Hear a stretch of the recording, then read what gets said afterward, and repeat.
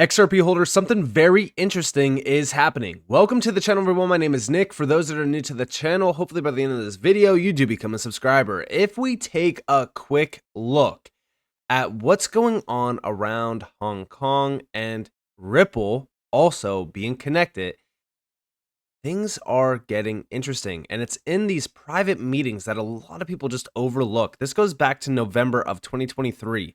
Now, I'm going to build on top of this because we now have some new information coming out around Hong Kong as well. And if you guys do remember, back in 2023, the summer of 2023, I put out this post and I said May 19th of this year, Ripple joined the Hong Kong CBDC pilot with Fubon Bank. The pilot was focused heavily on tokenization solutions, mainly for equity releases and also real estate. August 25th of this year, Hong Kong regulator states they are eyeing tokenization for bond market improvement. By the way, we do have that over here. This is the Hong Kong Monetary Authority, bond tokenization in Hong Kong. I strongly encourage everyone to join the free Discord. There's going to be a link at the top of the description below. This is one of the most valuable and informative Discords out there, and it's completely free. There's a free side that has a ton of free crypto gems, free market strategies, guides, market trends, free charts, and there's also going to be new cheat sheets dropped in this Discord. And already we have a ton of testimonials from members of the Discord that have been absolutely loving it. So what are you waiting for? Go and click the link at the top of the description below and join the free Discord. Followed by Figure 3 depicts the high-level architecture of the digital platform used for Project Evergreen. You have on the top, this is the integrations. You have pre-issuance systems, digital platform provider front to back end systems, custodian and distributor systems, TradFi market infrastructure as well. Then you have the digital platform on the left side with layer 1, layer 2. Then you also have the DAML smart contracts, the interfaces, digital platform user face or user interface, Swift, tokenized securities instruments, cash tokens. Then you have the model services and workflows. This is where you see pretty much the entire life cycle of it. And then you have the templates as well, which is assets, accounts, transfers, payoffs. And then you have the Canton domain, Hyperledger Basu as well. Now, over here, we also have the efficiency savings. This is where we see paperless creation, facilitate interaction between different parties on a common DLT platform, atomic DVP settlement, end-to-end DLT adoption across the bond lifecycle, and then, of course, the enhanced transparency. Then, building on top of this, by the way, the whole discussion here is DLT heavy. On the last one, we have performance and scalability of DLT network. Now, this is with that Canton blockchain, which I just recently actually made a video about. This is pretty much, it forms a virtual global ledger as they're talking about here. This is going to connect to all other DLTs. This is going to be interoperability, if you will, a network of networks of other, very efficient networks. This is where XRP could actually essentially be plug and played into.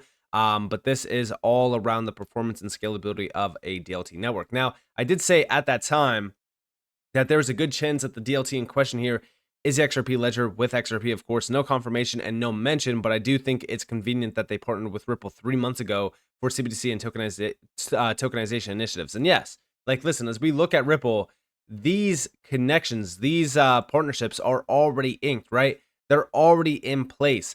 And it's just interesting on the timeline that these things get announced, right? Because 3 months before this, Ripple was announced to be working with Hong Kong on their CBDC pilot with Fubon Bank. But here we actually have the concluding sentiment was that tokenization provides improvement for the bond market. This is all around DLT. It also showed the potential in DLT to enhance efficiency, liquidity, and transparency in bond markets. The full focus, right? Now, over here, November 8th of 2023, about a week ago, the OMFIF DMI hosted a high-level roundtable in Hong Kong featuring industry leaders from Hong Kong Monetary Authority and the BIS, the Bank for International Settlements, the Central Bank of Central Banks, Innovation Hub in Hong Kong. They discussed Project Enbridge, the digital Hong Kong dollar, and the implications of the new virtual asset regime. Guess who else had a seat at the table? Ripple. Some of the other speakers included, and here we have a few of the major players. We have the head of digital finance at the Hong Kong Monetary Authority, head of Bank for International Settlements, Innovation Hub Hong Kong, then of course the senior fintech director at the Hong Kong Monetary Authority as well. The key discussion points were crypto regulation rollout, Hong Kong's new crypto regulations for global digital asset trading, retail CBDC launch, HKMA's retail central bank digital currency program's impact, Project Enbridge collaborations, multi-CBDC initiative with China, Thailand, UAE, and the BIS Innovation Hub, and then virtual asset regime implications of Hong Kong's new virtual asset regulatory framework. Now, here we actually have the head of BIS Innovation Hub, Hong Kong. I believe that the lady sitting next to him might also have some connections back to Ripple, but I might be wrong on that. We also have James Wallace here, Vice President, Ripple X, Central Bank Engagements, and CBDCs. And here we actually have two individuals from Ripple. Yes, she is from Ripple, I believe, but I don't know her name, if I'm being honest, so I cannot speak too much on that. But this is one of those high-level meetings that I've always talked about, right? Like, these private meetings need to be focused on, because it even takes me back to the recent meeting that we had with Nellie Liang, right? The Undersecretary for Domestic Finance, U.S. Treasury. Guys, this is Lauren Beliv right next to her, head of public policy and government at Ripple. And we also have Stellar, Paul Wong, Director of Product CBDC and Institutional Assets, Stellar Development Foundation. I believe Chainlink was there as well. We actually go back to Subjective Views. I believe that this is his, yes, it is his pinned tweet. If we actually look at this, right, the discussion was on technical and regulatory requirements for upgrading the legacy capabilities of central bank money, exploring the potential implications for consumers, investors, and businesses. They also delved into the long-term vision for the integration of CBDCs, tokenization, and stablecoins into the broader U.S. financial ecosystem, including potential benefits for economic growth and resilience. This is why I focus on these private meetings, right? Because we could easily sit here and speculate like, oh, is Ripple working with so-and-so? Is Ripple working with, this central bank? Guys, these private meetings tell us everything that we need to know. If you have a seat at these tables, right, you are on a much larger food chain than 90% of the space, because these are specific meetings where they are planning regulatory rollouts, integrations. How can we implement this technology? Like, this is why I focus on these private meetings. Now, building on top of this, why am I bringing up this meeting from November of 2023? Well, check this out. Hong Kong is a global financial center, and they are trying to stay ahead of the legal and regulatory developments in digital assets. Opportunities for Hong Kong, I think, is quite important as an international financial center for us to stay at the forefront of this. So it's not only to catch up to global developments, but it's important for us to look to lead in this space as well. But it's great to see Hong Kong's commitment in this area. So we've seen virtual asset service provider regime under the AMLO. We have the SFO securities regime for digital securities. We have Hong Kong court case that recognize the legal property nature of virtual asset.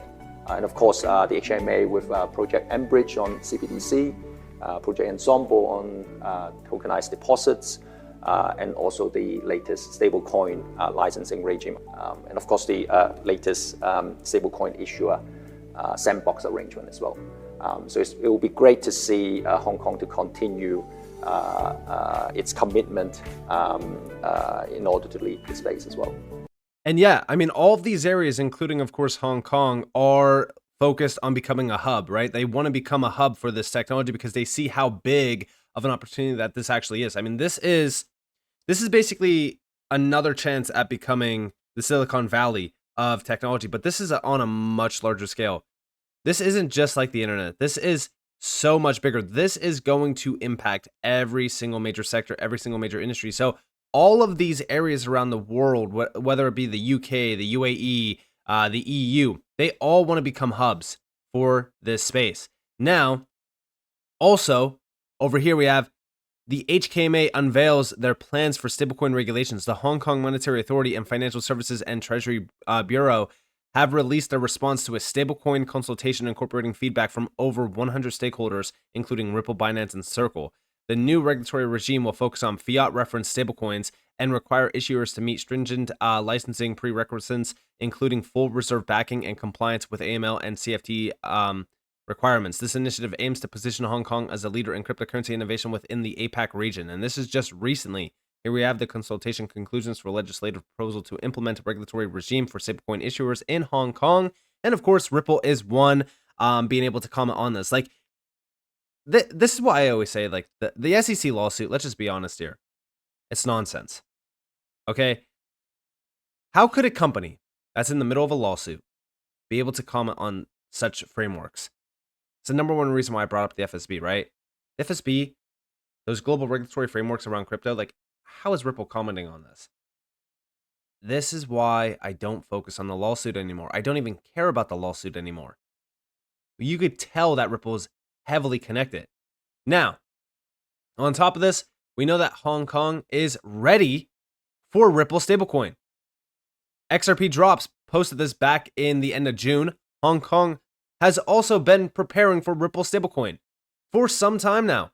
Hong Kong actually just launched this year a stablecoin sandbox, and for the past 18 months or so, they literally went worldwide and talking to Circle, Ripple, Visa, Alibaba of the world to make sure that governments really are on top of regulations to basically have very clear guidelines to approve various different institutions to be able to support stablecoins. Check it out.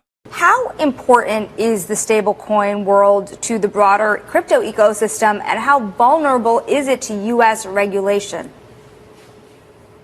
I think stablecoin worldwide is a super important topic. U.S. in many sense, I think, being sitting in Silicon Valley, we need to get ahead of the game, because I'm looking at Hong Kong, actually just launched this year the stablecoin sandbox. And for the past 18 months or so, they literally went worldwide and talking to Circle, Ripple, Visa, Alibaba of the world to make sure that government really are on top of regulations to basically have very clear guidelines to approve various different institutions to be able to support stablecoins. So in that sense, in the cross-border payment, if we just purely let other people to define what stablecoin is about, it's really not good for the long-term finance ecosystem. So I think U.S. really we need to get our act together to catch up with in Europe with MiCA, or in Hong Kong or Singapore, which is already have very clear regulation to support it. So you guys have it, right? They're trying to play catch up with MiCA. This is one thing that I have outlined multiple times on this channel when we talk about MiCA. It is going to be a race. And I believe that Ripple gave us this insight back in November of 2022. They told us that the stablecoin race is on, but in order to actually have those stablecoins dominating around specific areas, you need to be ahead of the regulatory gaps. So, it did start in the EU. Now it's going to start to spread everywhere else. And Hong Kong is at the forefront of this. And Ripple is positioned to become a very big leader. And even back in November of 2023, there was a Hong Kong policy summit, and this one, you could see the speaker lineup here. Look at these players. Director and Head of Policy Research, Financial Services Development Council, Chief Operating Officer at a few other places like VDX, Hex Trust, stuff like that. Policy Director, APAC at Ripple. Head of CBDC Engagement, APAC, Ripple. Senior Vice President and Managing Director at Ripple. Chief Product Officer, Medico, which is now Ripple. Like, as we look at these speakers at these events, at these conferences, it is very clear on where we're headed. Here we actually have this from Chad Steingraber. How many digital asset companies are involved with international policy making? Pretty much none, right?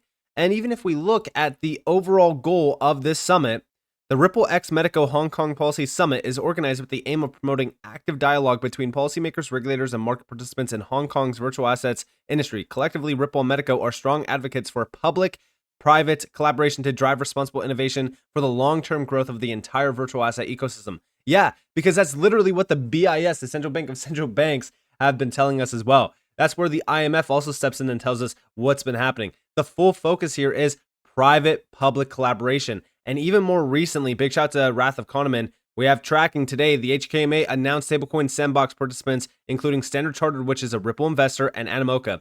Animoca and Ripple invested in Hex Trust. Hex Trust is a part of Ripple's HK CBDC project and integrates the XRP ledger.